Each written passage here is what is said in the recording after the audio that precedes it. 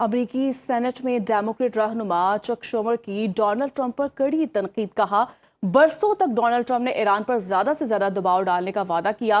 Donald Trump ने अमरीकी अवाम को उलझन, इंतशार और ज्यादा से ज्यादा कीमत चुकाने पर मजबूर किया। इस जंग के जारी रहने का हर लम्हा अमरीकी अवाम के लिए अखराजात में इजाफा कर रहा है। मजीद कहा कि ये 10वीं बार है कि डेमोक्रेट्स ने रिपब्लिकन्स को वार पावर्स करारदाद पर वोट देने पर मजबूर किया। बार बार सेनेट में रिपब्लिकन्स अक्सरियत से अमरीकी अवाम के बजाय ट्रंप और उनकी जंग का साथ दिया। अमरीकी अवाम ने ईरान के हवाले से ट्रंप की तारीखी गलती की कीमत चुकाई।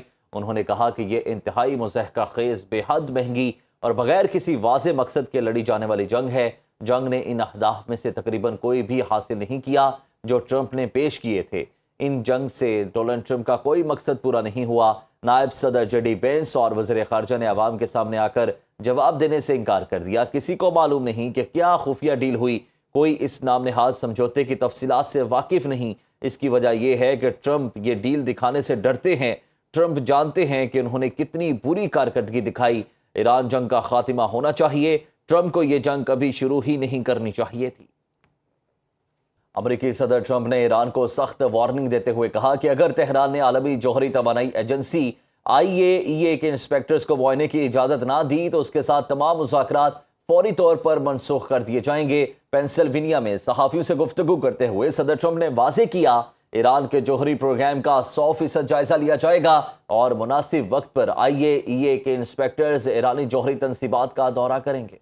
उन्होंने सख्त लहजा अख्तियार करते हुए कहा कि जौहरी प्रोग्राम से मुतालिक ईरान का मौक़िफ़ बिल्कुल गलत है और वो खुद भी ये सच जानते हैं।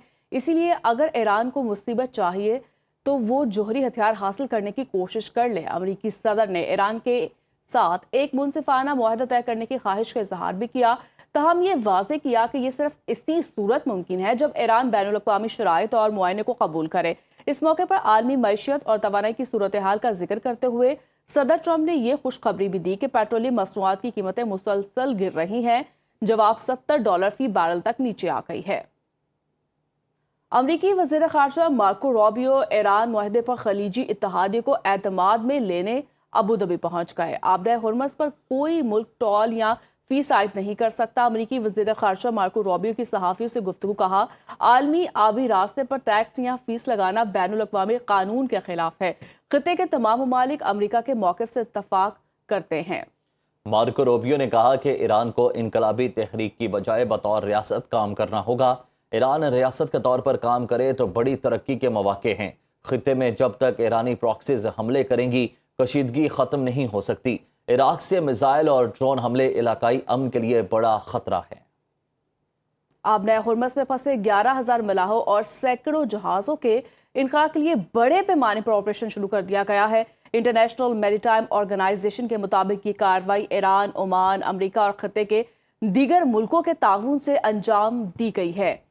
IMO के सेक्रेटरी ने एक बयान में कहा कि हमने ज़रूरी सिक्योरिटी ज़मानतें हासिल कर ली हैं। महफूज बहरी नकलो हरकत के लिए हालात का मुकम्मल जायजा ले लिया ताकि इन ऑपरेशंस को मुमकिन बनाया जा सके। इदारे ने इनखला के अमल के आगाज के लिए जहाज़ों से राब्ता करना शुरू कर दिया है।